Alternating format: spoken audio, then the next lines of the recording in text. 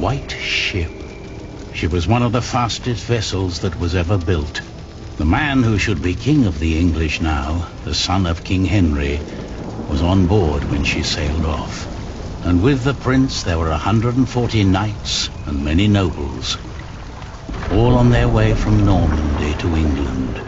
They say the ship hit the rocks, and then a fire broke out. Even before the white ship had departed, the prince and his men had begun to drink and get violent. Monks that were meant to bless the voyage were then forced to disembark.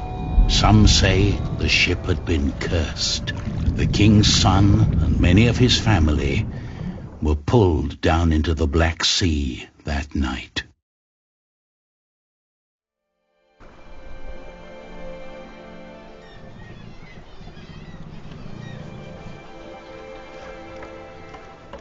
You're forgetting one important detail. Not only these monks, but also Stephen of Blois, the king's nephew, left the ship before it embarked. They say he got ill. That old rumor. The same Stephen who calls himself the King of the English now. What? That cannot be a coincidence. Yes, it can be. Of course he's king now. He survived. He is the king's nephew. What do you think, my lord? I think Stephen is a clever man. Clever enough to have his whole family perish. But why he would want to rule that god-forsaken rock, I will never understand. What makes you say that? I love my country. Then why are you leaving? Well, because I want to see something new. I'll tell you what you're going to see. A proper country, where people know how to behave.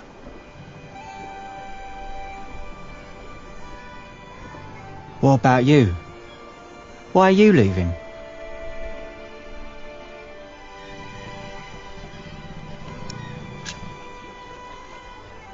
I'm looking for someone. For who?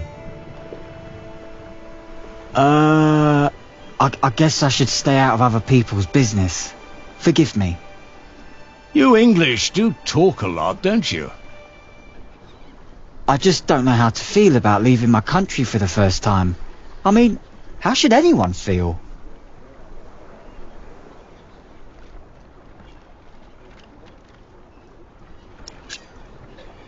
Excited? I don't know. Maybe I'm just running away.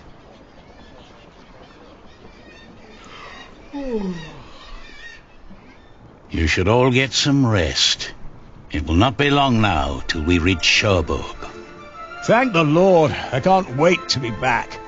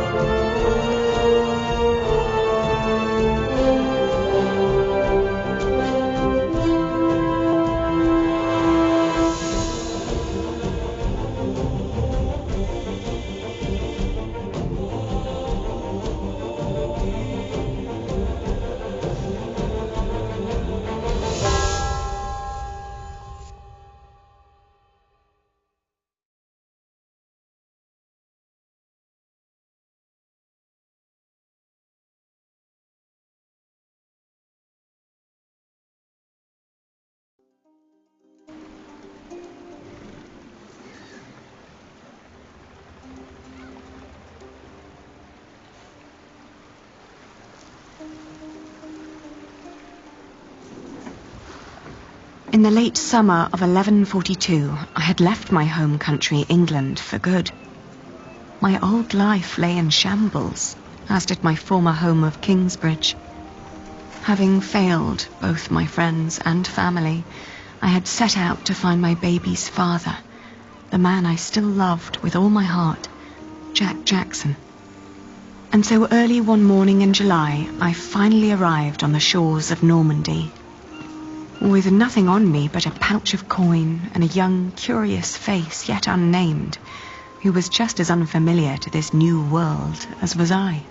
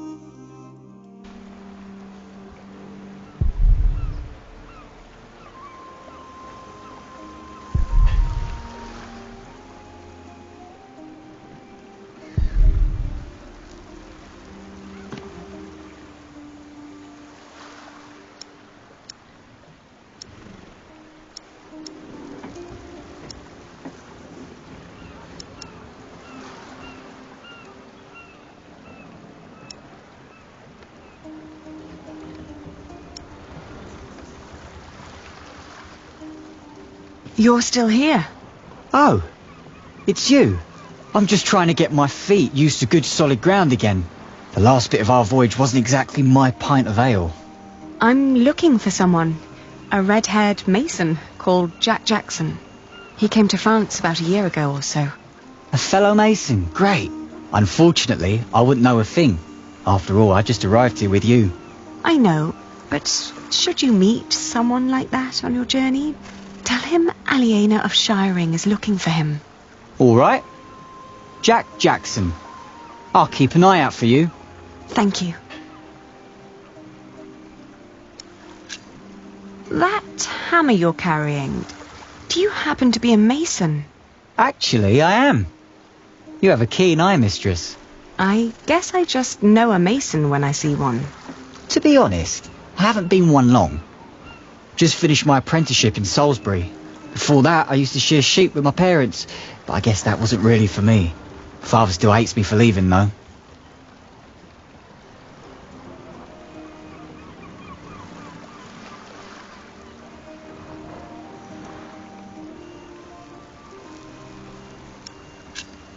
What will you do to find work here as a mason? Don't know. That's for me to find out. All I heard was that the wages are better over here. So you'll just travel from town to town and look for employment? Right. And I'll start in Lassay. A fellow mason told me about the abbey there. He said these Normans build their churches quite differently than we do back home. I need to see that with my own eyes. Maybe learn a thing or two.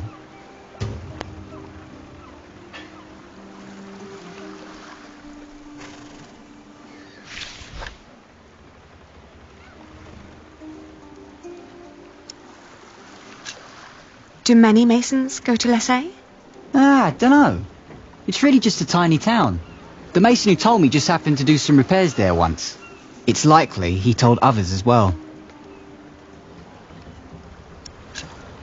I left my old life as well. Scary, isn't it? To start off fresh and all that. Well, you definitely sound more excited than scared. Oh, I am excited. Wouldn't anyone be? I don't know. Maybe. Have a safe journey. Oh, thank you. You too.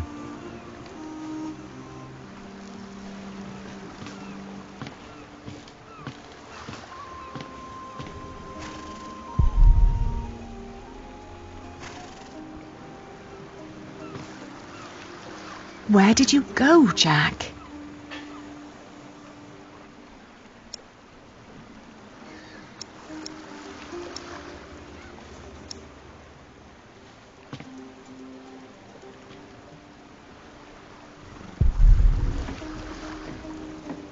I should keep my dagger hidden.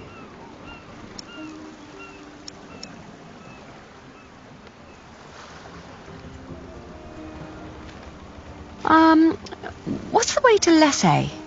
Well, that's quite far. Ask a maid to take you there by coach.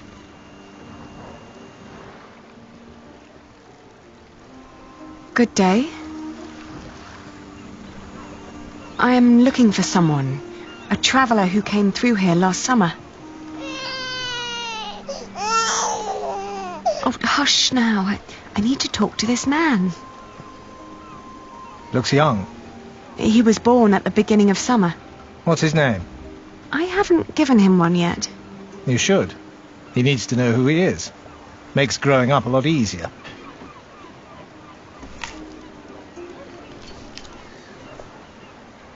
You said you're looking for someone.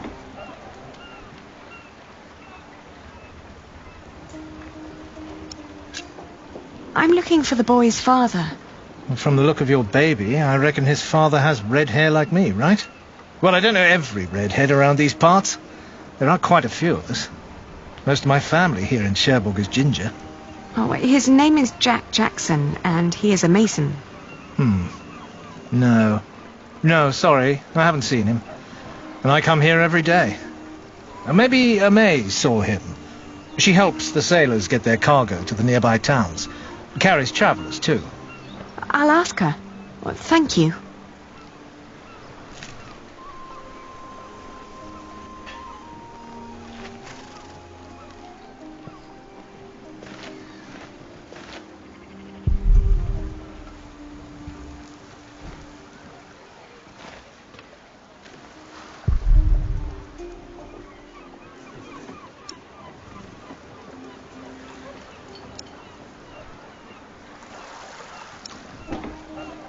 He just fell asleep.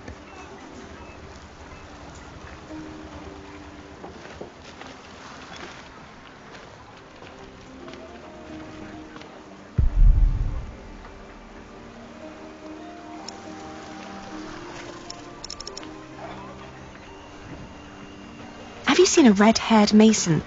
He must have landed here sometime late last summer. Another ginger in Normandy? I wouldn't have noticed, even if he was carrying a hammer instead of a fishing rod. Maybe you should ask someone in Barfleur. That's where all the travellers come through, the pilgrims and kings. Their lot rarely lands in Cherbourg, with the fortress passing back and forth between Stephen of Blois and Geoffrey of Anjou. Why you even came to Cherbourg in the first place baffles me. It was the earliest ship I could get. You must be in some hurry, madam. Let's just say I needed to get away before I changed my mind. Fine with me. Who am I to judge?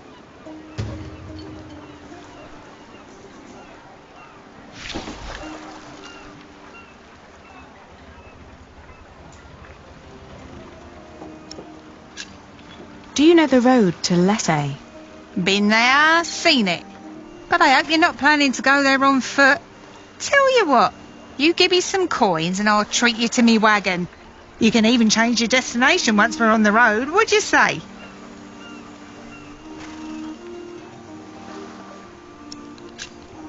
All right, take me out of town. All right, where'd you need to be?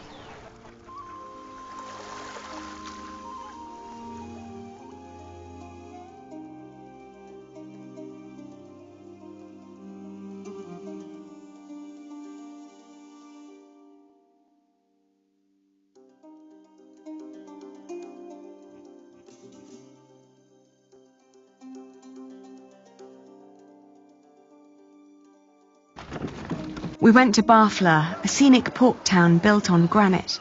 It was the biggest harbour in Normandy and the main entry point for the Normans to their new possession of the Isle of England.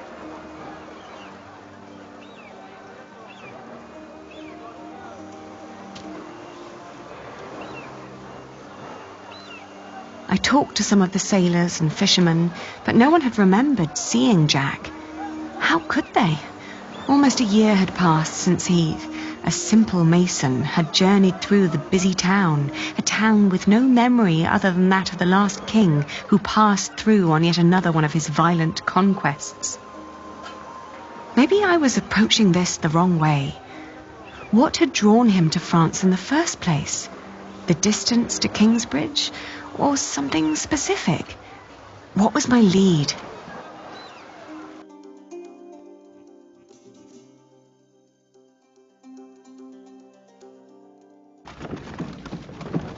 Lesay was tiny, but as it turned out, worth the trip. In the small abbey church of the Trinity, I met a monk who claimed to have talked to a man fitting Jack's description. He'd been fascinated by the abbey's rib vaulting and had asked the monks countless questions about the place's construction. The monk apologized that he couldn't tell me where Jack had traveled next, but I didn't mind. I lay down to sleep on the floor of the Abbey guest house and, for the first time in almost a year, I felt relief.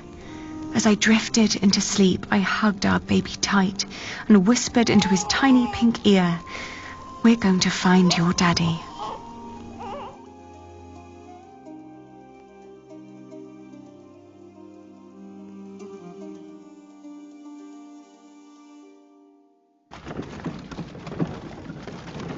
My father had once told me tales of the Mont Saint-Michel.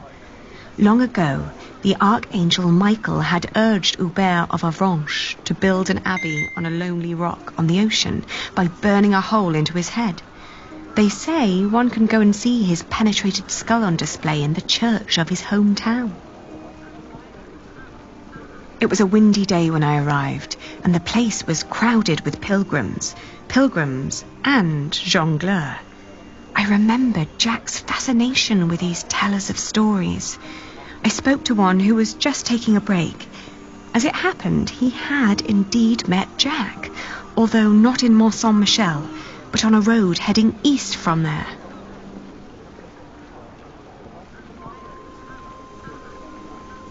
Apparently, Jack had been hopelessly tracking jongleurs who might have known his father, Jack Cherbourg.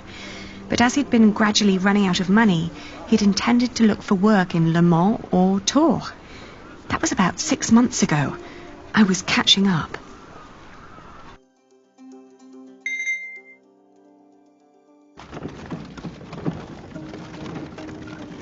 Going to Le Mans reminded me of all the trouble I'd left behind in England. 30 years ago, Le Mans had been conquered by the Plantagenet Geoffrey of Anjou, Maud's husband. And although they'd held it ever since, other noble families kept on pulling at the city, like Maud and Stephen tearing at England. There was no sign of Jack, but I got news of a new kind of cathedral being built in Saint-Denis, just north of Paris. It was possible that Jack had gone there to learn from the craftsmen. That was, if he hadn't travelled further south, looking for work in one of the many churches in Tours, the hometown of Saint-Martin.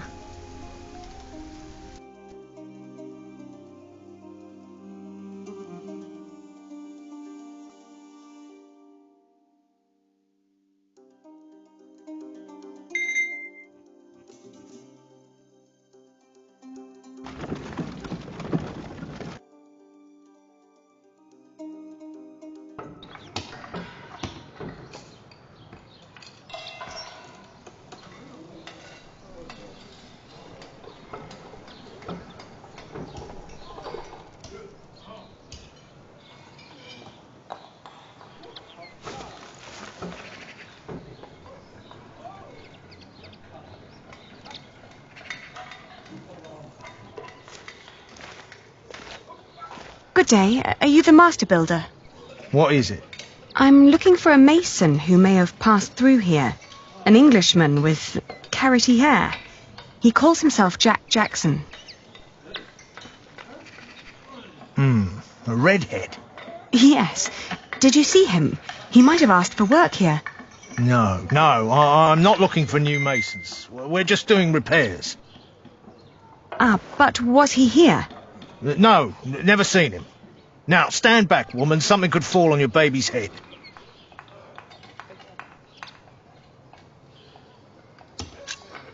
I was told he wanted to come here. Well, maybe he changed his mind. Are you sure you haven't seen him? I am.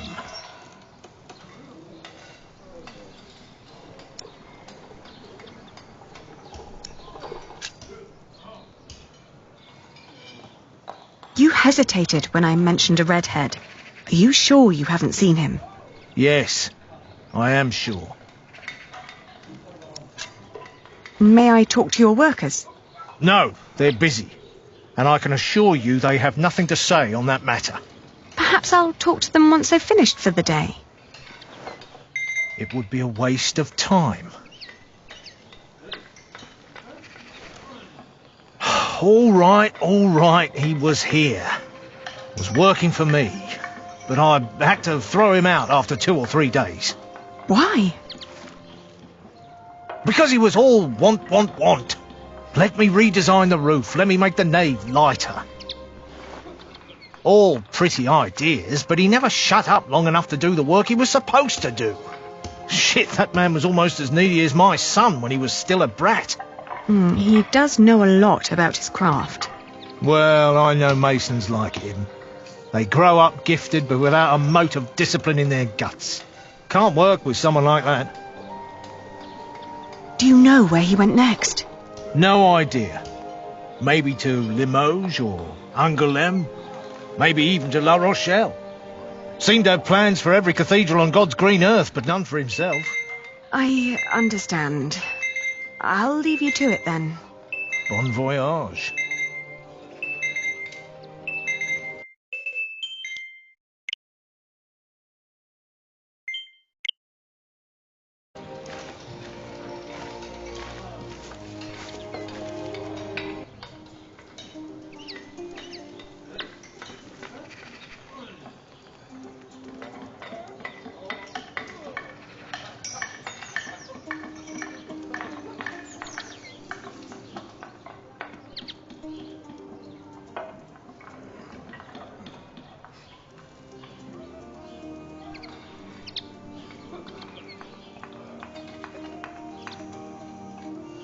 We had just left Terre when I suddenly felt dizzy. I stopped and made rest, trying to catch my breath, then lost my breakfast in a ditch at the side of the road. To my horror, our baby too had grown pale, his breath shallow like that of an old man. I tried not to panic, but the next inn was a long distance away and we couldn't stay on the road where it was wet and cold.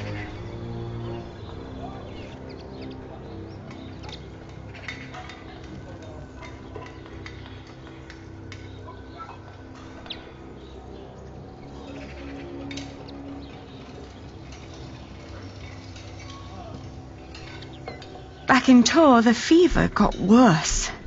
I remember people carrying me into a room, laying me on a bed. I tried to feed my baby, but after that everything turned into a blur.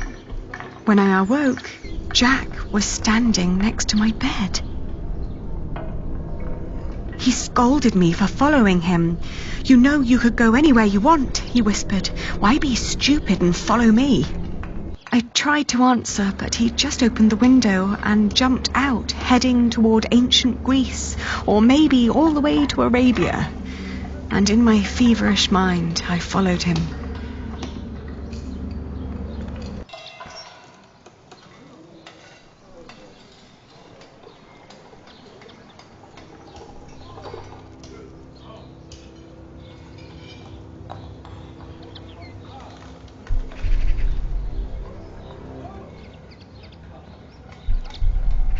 The further I went, the angrier I got.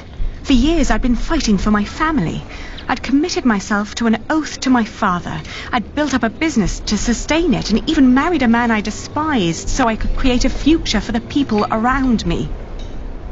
I'd known nothing but my duty to the men in my life, while the man I was trying to find lived a life of casual irresponsibility.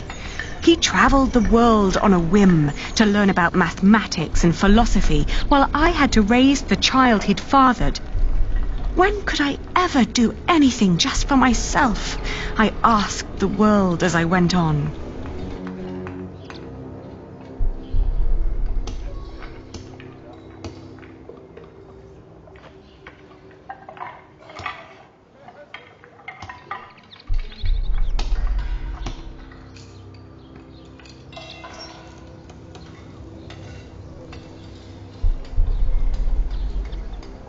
I'd I'd travelled in a circle all the way to the edge of the world and back, only to return to the place of our failure.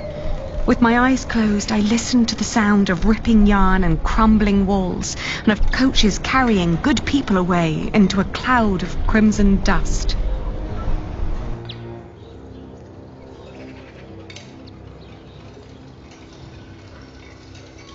When the last moat had settled, I opened my eyes again and found myself in a dirty little room. An old maid was sitting next to my bed and smiled at me, then handed me my baby. Oh, dear God, he still looked so pale.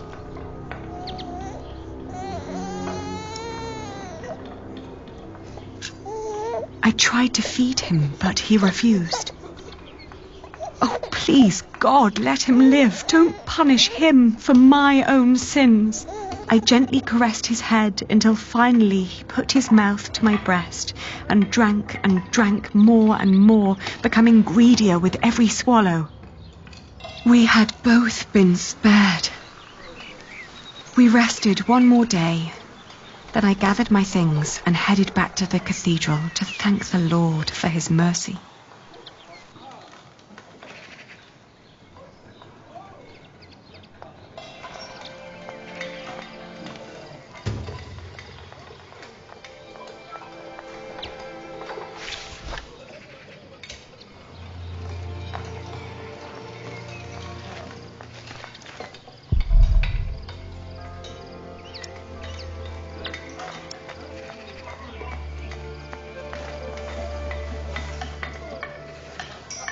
I thank you, dear Lord. All right, steady now. I thank you for having spared my child. I thank you for... Don't let go until it's done. But why are you showing mercy on me? I failed everyone I cared about. I failed Jack. I failed my brother. And if I never return, I would also break the oath I had given Father. It's just that I feel like I've never had a life of my own. I've always fought for others.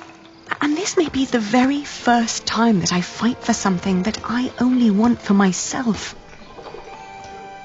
Maybe I should just go back and help rebuild Kingsbridge.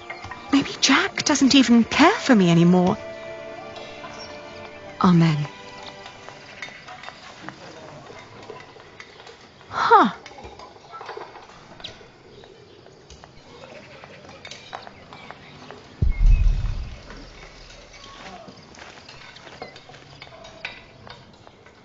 I've seen one of those before.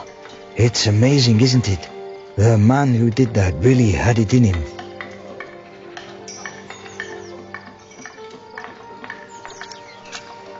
I agree. He always did.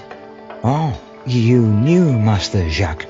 Yes, but it's been a while since I last saw him. It's a shame that the Master let him go. In just 1 month he did so many things.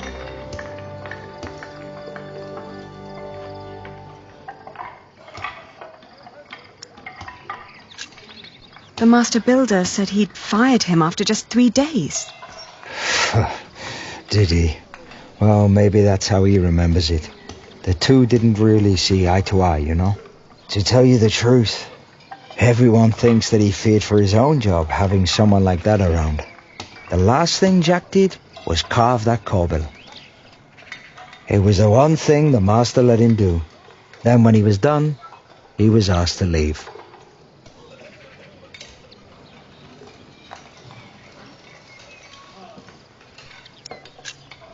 It bears so much pain. I know. Jacques worked very hard on it. He was impatient and had a temper, but you could see that he tried to overcome it. Conquering that rock was very important to him. Oh, I understand that so well. Do you happen to know where he went next? He wanted to walk the pilgrim trail to Santiago de Compostela. The Camino? The Way of St. James? He said he might find someone there who knew his father. Just one more thing. How was he when he left? Never thought about that. Relieved, I guess. He seemed ready for something new. Thank you so much for your help. Think nothing of it. And good luck on your travels. May you find what you are looking for.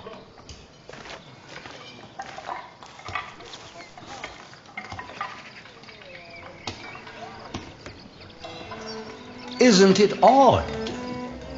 Just when you stop looking, you come across the most curious of things. Like these 3 devices that one of my merchants brought back from Baghdad. Oh, no. Is it another one of your Banu Musa toys, Rashid? They're not toys, Adriel. They're objects of scholarly ingenuity and reflection. I will let my valued friend from the north do the honors.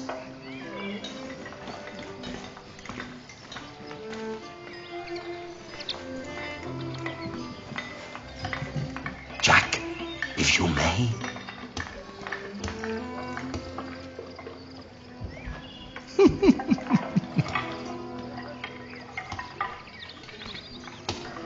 For one, let me draw your attention to the magnificent songbird on the table.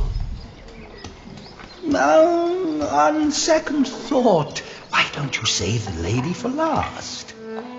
Otherwise, the other 2 devices might appear bland and boring in comparison. I agree. And then, to that wondrous donkey next to the entrance. Although, the most astounding thing of all stands right between them. That statuette? Ha-ha, precisely. But, one thing at a time, let us let Jack decide what to demonstrate first.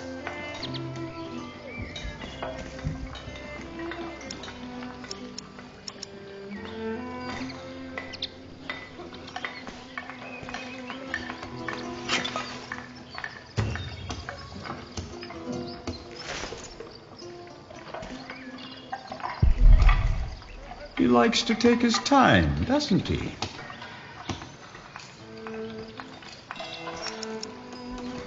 No, it's too heavy.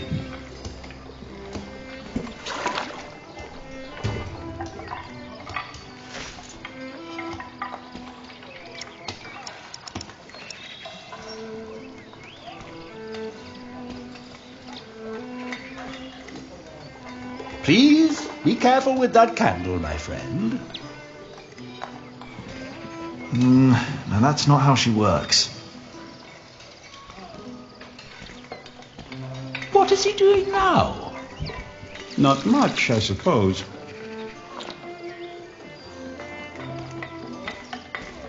Now, watch the head. Just any moment now.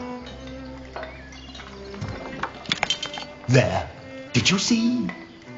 It threw up. Rashid, this is disgusting. Oh, far from it. Would you kindly explain how it works, Jack?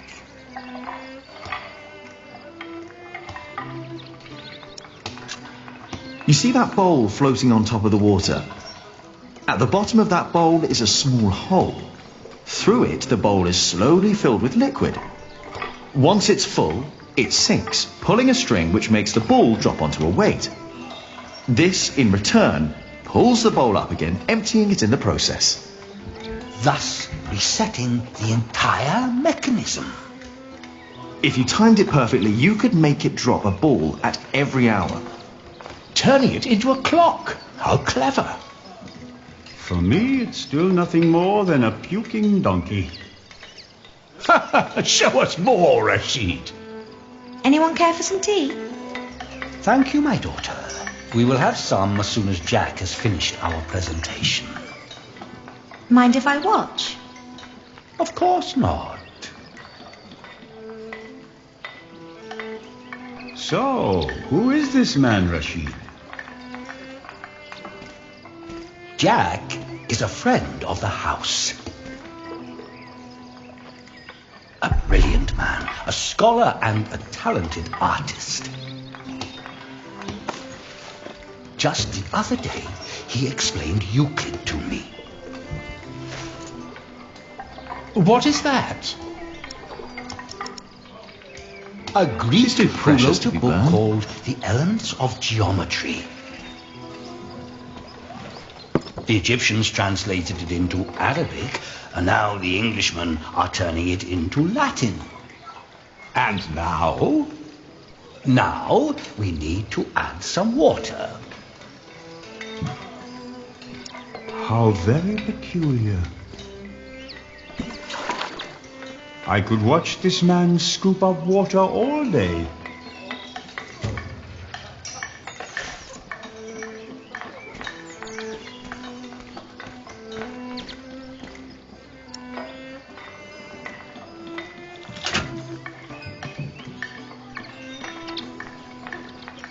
It's so beautiful it will make you cry. Just listen.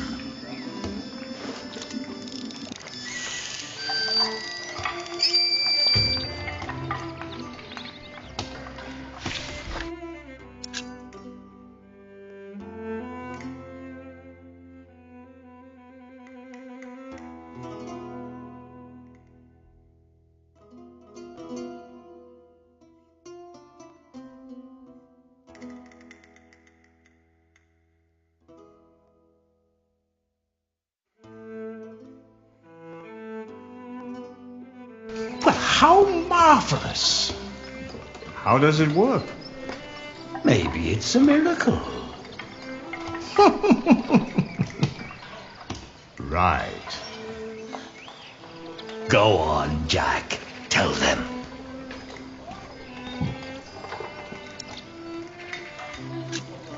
There's a hidden wheel inside the box. It turns an axle that in return raises and drops a sequence of small cylinders inside. These cylinders work like fingers playing a flute. But who is blowing into the flute? Steam. Steam? Yes. When I opened the pipe, it gradually pushed itself into the tube. The power of steam. For once, I must agree. This is brilliant. Of course! It was created by a Muslim after all.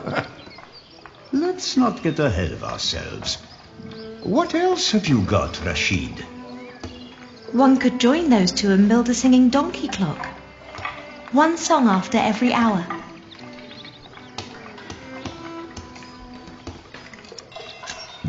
That would be pretty clever. I know, right? You could be the one to build it. Oh, that would be unfair. It's your invention. I would let you have it. Or we design it together.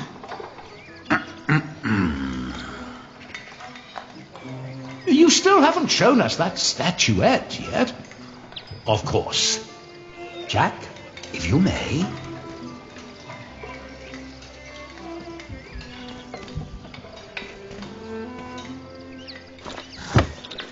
Oh, you will love this. Just watch.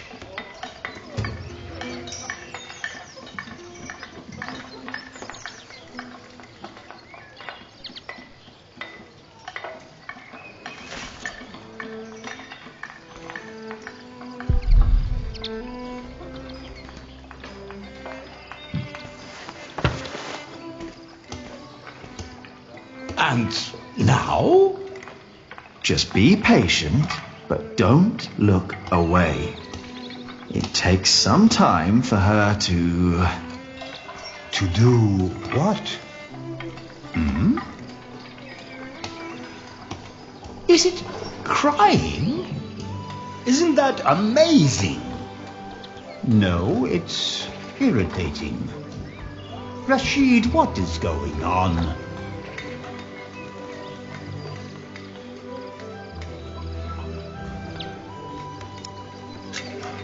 It's a mystery. Rashid, please. We all know that there is no such thing as a man-made miracle. And this piece of wood is very clearly made by man. I very much agree, my friends. But so far, none of us has an explanation.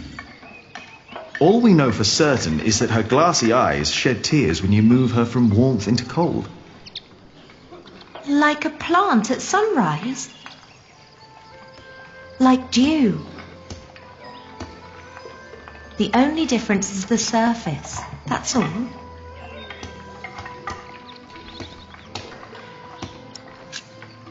think you may be onto something. Am I? Of course, I had no intention of disturbing your conversation. But if you can find out why there's dew gathering on a plant, you may understand why that woman is so weepy. So, who wants a cup of tea? I'll have some. Your daughter is quite something, Rashid. A scholar in her own right. I know. I'd rather she wasn't. It would make marrying her off so much easier.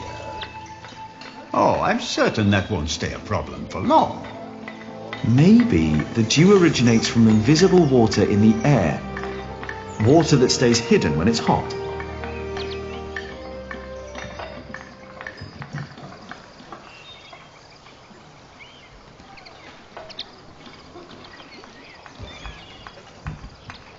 The pilgrim trails across France converged at Osterbat in the foothills of the Pyrenees. There, the group of 20 or so pilgrims who had been travelling alongside me since I'd left Tours swelled to about 70. Some were prosperous citizens, some probably on the run from justice, a few drunks and several monks and clergymen. Several languages were spoken, including Flemish, a German tongue, and a southern French language called Oc. Nevertheless, there was no lack of communication among them, and as we crossed the Pyrenees, they sang, played games, told stories, and in several cases had love affairs. While my baby and I kept mostly to ourselves.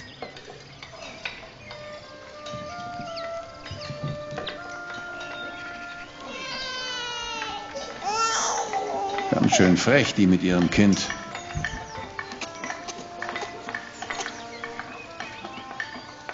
Hush now.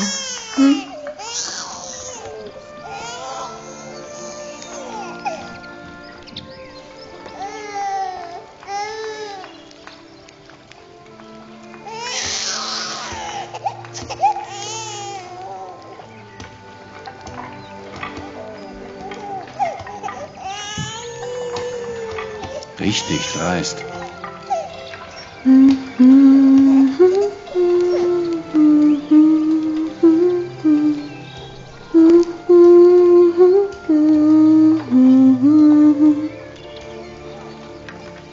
Kann ein Mann nicht einfach mal seine Ruhe haben? Der Weg aus Badenberg war doch anstrengend genug. I'm sorry. He has to cry himself out before he'll fall asleep. It will give you a strong voice one day, won't it? Do you have children?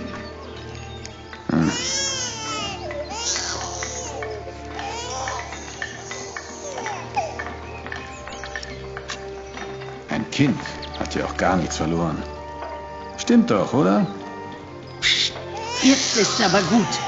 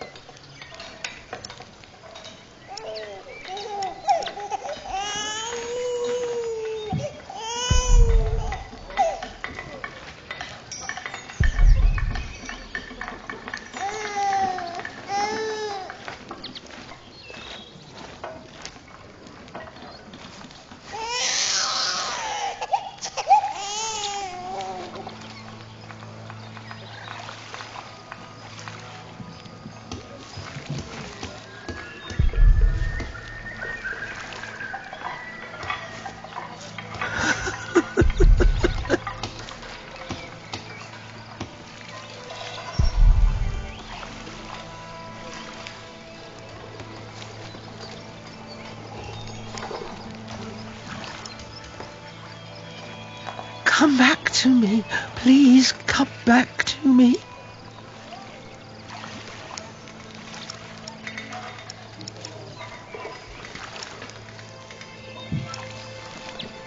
I washed him already. Where are you? Where did you go? Dear Lord, what are you doing? You should get out of the water. It's freezing. My ring. I lost my ring. Dear Lord, please show mercy.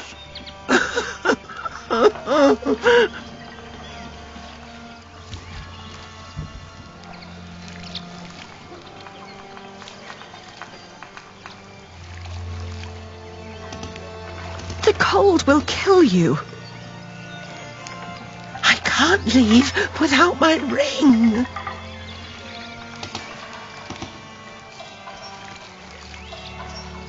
She's not listening.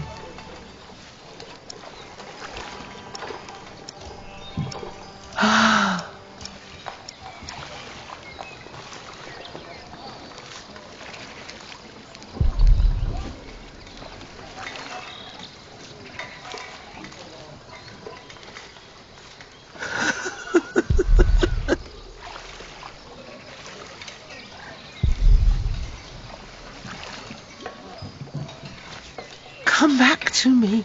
Please come back to me.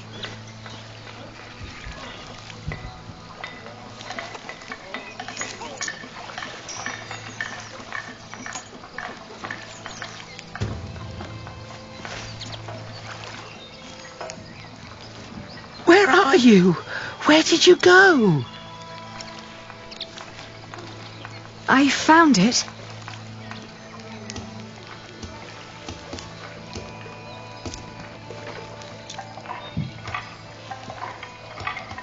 Yes! Oh, thank you. Thank you so much. You are a very kind woman. So very, very kind. I'm glad I could help. Yes, yes. Thank you. Thank you so much.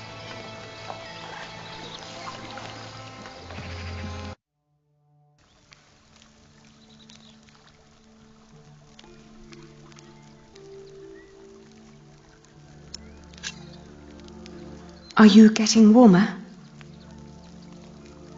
I am, thank you. I can see this ring is very precious to you. It was a gift from my stepmother. She thought I would stay forever, but I didn't.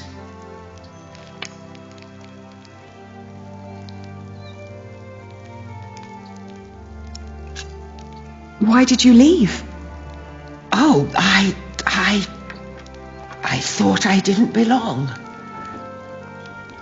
She always said I was her daughter, but I was sure she was lying. I was so selfish and so stupid. Too stupid to see I really was happy.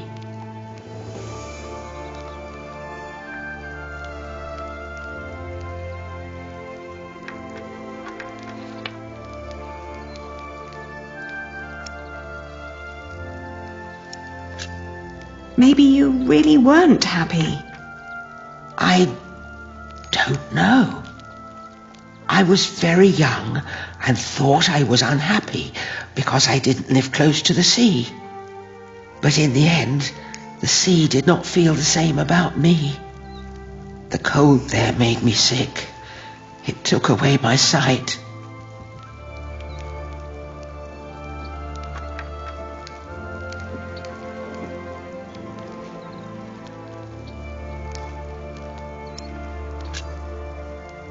Why didn't you go back? She had been so angry when I left. So angry and disappointed. She would have never let me return. Ah, that's why you went on the pilgrimage. Yes, so that St. James might see my devotion and I will be united with my mother in heaven. I'm just not as kind as you. Not kind at all.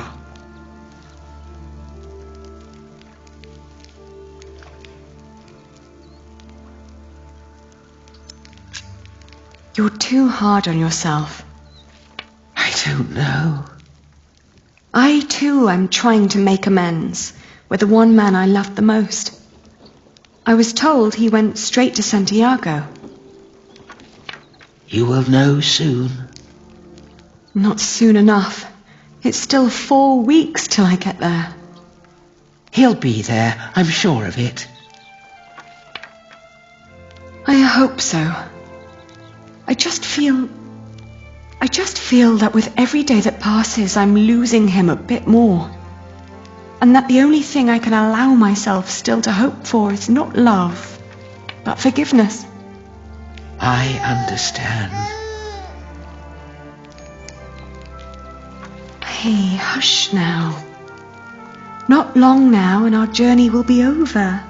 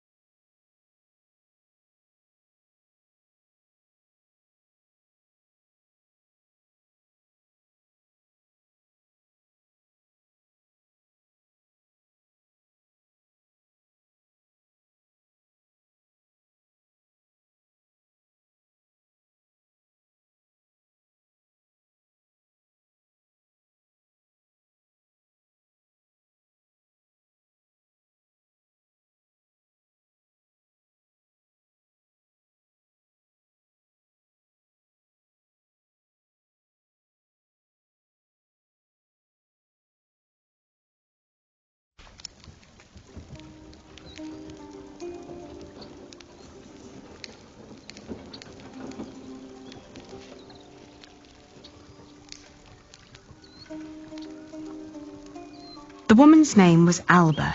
She came from a small town somewhere in Catalonia. I quickly got used to her constantly feeling out for her stepmother's ring and the sad guilt that would always follow in her milky eyes. I wasn't sure if she appreciated my company, but I couldn't leave her on her own either. By the time we reached Los Arcos, she'd stopped talking, while I kept on dropping a kind word here and there to let her know I was still by her side.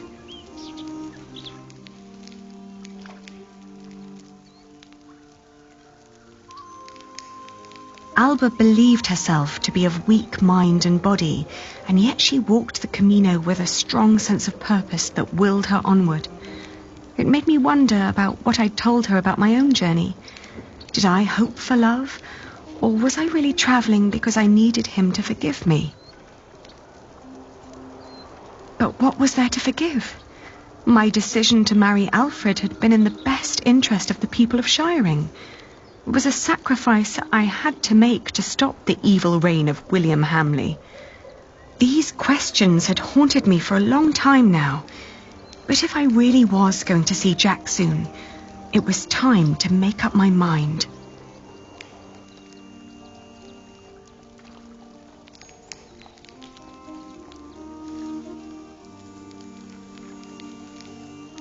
Around Lyon, the path began to gradually turn uphill. It was only 2 more weeks till we'd reached Santiago. The baby was in a good mood, and so, surprisingly, was Alba.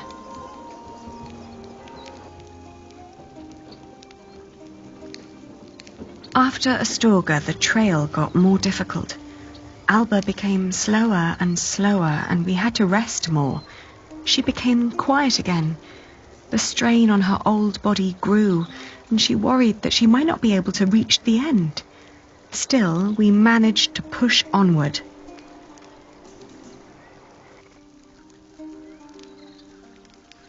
The next morning, she refused to get up. Her breathing was disturbingly shallow, and she hardly noticed me touching her forehead. "Everything hurts," she said, and urged me to continue without her.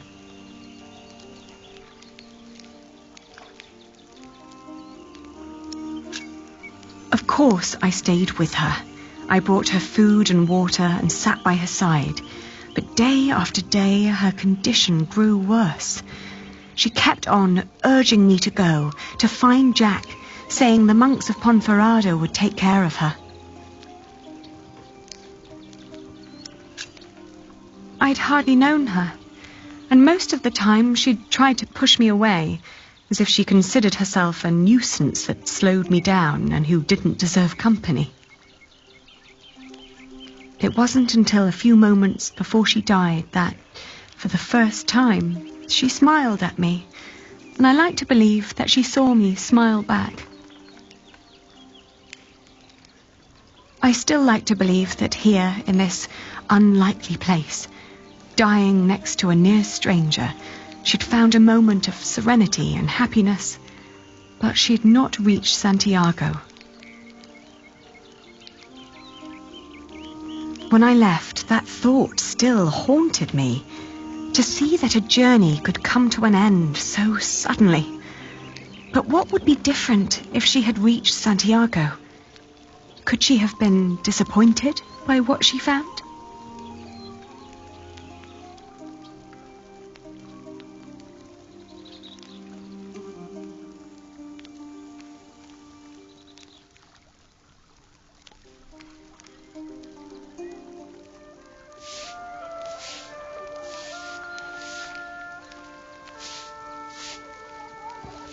After months of hard travel, the child and I finally reached Santiago de Compostela.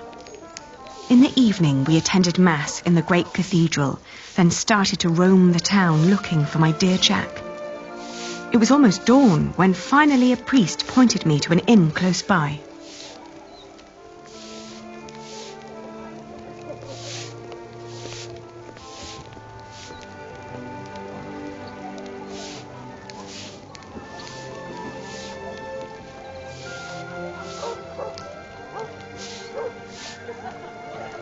Buenos dias. Do you understand me? Sinto cho ben, pero non temos camas dispoñibles. No, I don't need a room. I was told a friend of mine stayed here some time ago. A red-haired Englishman called Jack. Do you remember him? Eu só che falo en galego, miña rula. Français? English?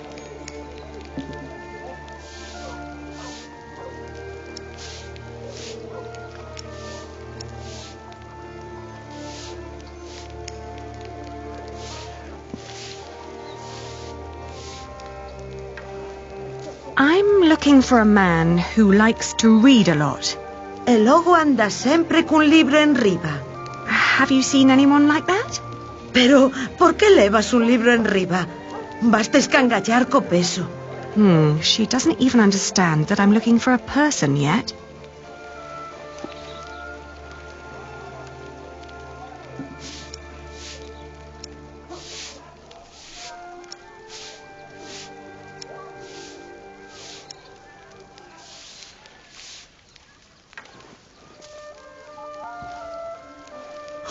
Que cousiña, eche rubio.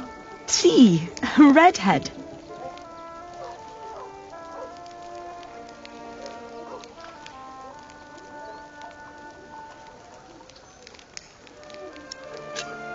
Can you give us some food? Comida? Se queres xantar, terás que pagar. Síntocho, pero non es a única muller cun fillo que ven por aquí pedindo comida.